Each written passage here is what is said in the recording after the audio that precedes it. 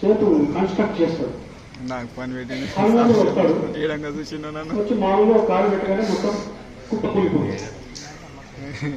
యాక్చువల్గా ఈ బ్రిడ్జ్ కట్టే ముందర ఆయన కూడా అంటారు, ఒక షరతు పెట్టాలి, మరి నువ్వు ఏదో చాలా ప్రగల్భాలు చెప్తున్నావు కాబట్టి నువ్వు ఇల్లు కానీ అదే సేతు కట్టలేకపోతే లేక అది కుప్ప కూలిపోతే ఏం చేస్తావు, నేను మంటలో గురించి చచ్చిపోతాను. సరే హనుమంతుడు మామూలు ఇట్లా కాలు పెట్టే కానీ మొత్తం సేతు కూలిపోయి ఈయన మనవాడు మంటలో దూకడానికి రెడీ అయ్యాడు. ఇంత లోపల సేవ్ చేసేవాడు శ్రీకృష్ణుడు వచ్చాడు. వచ్చి ఒక బ్రాహ్మణ రూపంలో వచ్చాడు. ఏంటో ఇక్కడ ఏం జరుగుతుంది? సరే ఇలాగ కాంపిటీషన్ ఏదో జరుగుతుంది. కాంపిటీషన్ జరుగుతున్నప్పుడు ఒక జడ్జి ఉండాలి కదా, ఒక రెఫరీ ఉండాలి కదా. సరే మళ్ళీ చేయండి ఈసారి చూద్దామా, ఎందుకంటే మీరు జడ్జి లేకుండా ఎట్లా పెట్టుకుంటారు కాంపిటీషన్, మూడోవాడు ఎవరో జడ్జిమెంట్ ఇవ్వాలి. సరే మళ్ళీ ఈసారి కట్టాడు. కట్టినప్పుడు హనుమంతుడు అర్థం చేసుకుంటాడు, సీన్ ఇదేదో కొంచెం గడబడింది, ఇది కృష్ణమాయ రామమాయ, ఆయన మాయమైపోతాడు. ఈయన కడతాడు చాలా కష్టంగా, ఈసారి కొంచెం ఎక్స్ట్రా పవర్ఫుల్గా కడతాడు. అయితే కొంతసేపటికి అర్జునుడు చూస్తుంటే ఆకాశంలో దూరం నుంచి చిన్నగా ఒక వస్తువు ఏదో వస్తున్నట్టు కనిపిస్తుంది. ఏంటి వస్తుందని అలా చూస్తుంటే మెల్లిగా హనుమంతుడు వస్తున్నాడు అన్నమాట. ఆయన మొత్తం విశ్వరూపంలో ఉన్నాడు. ప్రతి చేతుల్లో పెద్ద పెద్ద కొండలు ఉన్నాయి. ఇక్కడ కొండ అక్కడ కొండ, జుట్టు కూడా ఇంత పెరిగే, ప్రతి జుట్టు ఒంట్రుక మీద కూడా కొండలు రాళ్ళు. అన్నా అర్జునుడు అన్నాడట, కృష్ణ నువ్వు ఒక్క కొండ ఎక్కినావు, మీరున్న కొండలన్నీ ఎత్తి తీసుకొస్తున్నావు. అన్నా నువ్వే కాపాడన్నా, ఏదో పోయిందంటే నేను కావాలి. సరే హనుమంతుడు వచ్చాడు. మీరు గెస్ట్ చేయొచ్చు ఇప్పుడు స్టోరీ ఏమైందా. కొండలన్నీ వేశాడు, కొండలన్నీ వేశాడు, ఏమైంది? బ్రిడ్జ్ కూలినా? కూలలేదు. కరెక్ట్, మీకు ఈ కథ ముందే తెలిసినట్టు. బ్రిడ్జ్ కూలలేదు. అర్జునుడు ఆశ్చర్యపోయాడు, హనుమంతుడు కూడా వా మస్తు సాలిడ్ కట్టుగా. సరే ఆయన వెళ్ళిపోయాడు. అర్జునుడు ఇప్పుడు హనుమంతుడు ఓడిపోయాడు. ఆయన హనుమంతుడు అన్నాడు, నేను ఓడిపోతే నువ్వేం చెప్పినా చేస్తావు. అప్పుడు అర్జునుడు అంటాడు, ఏం చెప్పిద్దాం నీ చేత. కృష్ణుడు అంటాడు, ఎక్కువ ఎక్సైట్మెంట్ వద్దు, అవసరం ఉన్నప్పుడు ఆయన మనం పిలిపించుకున్నాము, రథం మీద కూర్చుంటాడు. భగవద్గీత విన్నవాళ్ళు చాలా మంది ఉన్నారు. అందులో ముఖ్యంగా దగ్గర కూర్చుని విన్నవాడెవడు? హనుమంతుడు. సో హనుమంతుడు భగవద్గీత వినడమే కాదు, హనుమంతుడు భగవద్గీత కూడా ఎక్స్ప్లెనేషన్, ఆయన ఇచ్చిన ఇంటర్ప్రిటేషన్ అంత అద్భుతంగా ఉంది. ఓకే, సో ఇక్కడ ఏమైంది కదా, ఎక్కడ ఆగాను నేను? అయిపోయింది. సరే అర్జునుడు కృష్ణుడు వెళ్తున్నారు. వెళ్తుంటే అర్జునుడు అడుగుతాడు, అదేంటన్నా ఒక కాలు పెడితే పక్కడైపోయింది, ఈసారి అన్నచ్చినాయి. అప్పుడు కృష్ణుడు భుజం మీద చిన్న వాపులాగా ఉంటుంది అన్నమాట, చిన్న దెబ్బదయ్యి. అది చూస్తాడు, ఇదేంటన్నా నీకు ఎప్పుడు దెబ్బదయ్యింది? సరే నాయన నిన్ను కాపాడడం కోసము నేను కింద భుజం పెట్టినారా, అట్లా కొట్టింది అర్థమైందా?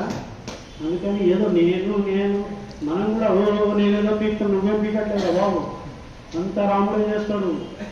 మనం మాది మనది గొప్ప గాలి గుడ్డి ఇవన్నీ అనుకుంటుంటాం, ఏమీ లేదు. జైసా రామ్ చలాయేగా వైసీ చల్తా హై సబ్ కుచ్. ఓకే, రామచంద్ర భగవాన్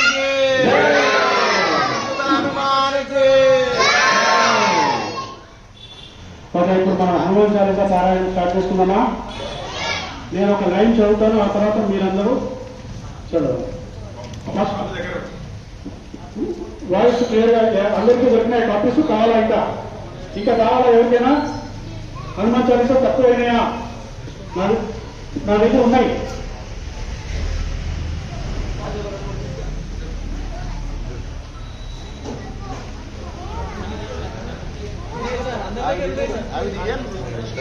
ఇంకా ఎవరికైనా కావాలి అంటే ఉన్నాయి, పాసం చేయాలి. ఉన్నాయా?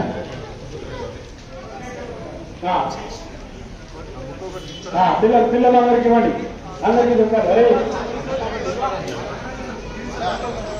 అరే పిల్లలకి, ఇది పిల్లలకి నిద్రపోకుండా ఉండడానికి.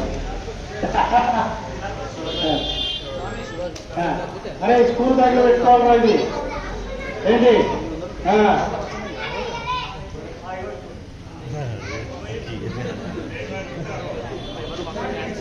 ఓకే జై శ్రీరామ్.